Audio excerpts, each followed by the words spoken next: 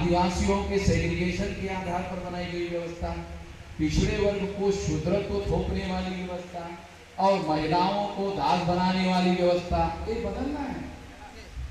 ये व्यवस्था हम लोगों को बदलना है।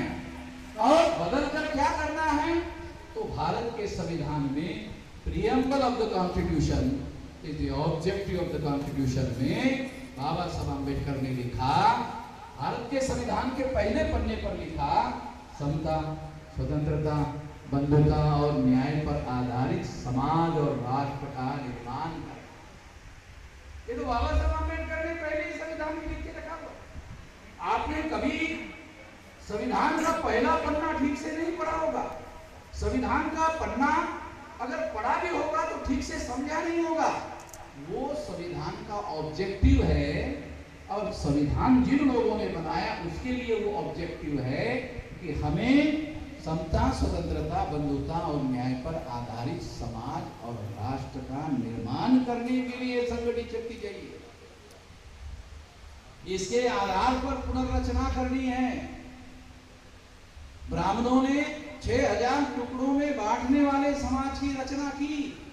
हमें पुनर्रचना करना है समाज की, और ये पुनर्रचना समता, स्वतंत्रता, बंधुता और न्याय पर आधारित समाज और राष्ट्र का पुनर्निर्माण करना है, पुनर्रचना निर्माण करनी है। ये कॉन्स्टिट्यूशन के पहले पन्ने पर बाबा साहब अम्बेडकर ने लिखा। पता नहीं आप लोगों ने पढ़ा नहीं हो, आप लोग पढ़ लो। संविधान की कॉपी बामसेन के प्रत्येक व्यक्ति को कॉपी मिलती है भारत सरकार की, छोटी सी। उसमें ओरिजिनल अंग्रेजी होता है एक पन्ने पर और एक पन्ने में हिंदी में होता है।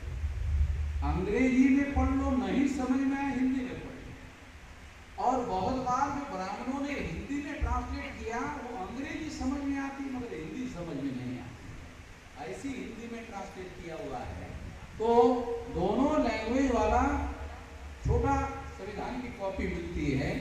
मानसिक के कार्यकर्ताओं को जरूर पढ़ना चाहिए, एक बात। दूसरा, संविधान में फंडामेंटल राइट पढ़ने चाहिए। हमारे लोगों को बहुत सारी बातें समझ नहीं आती। तो इस तरीके से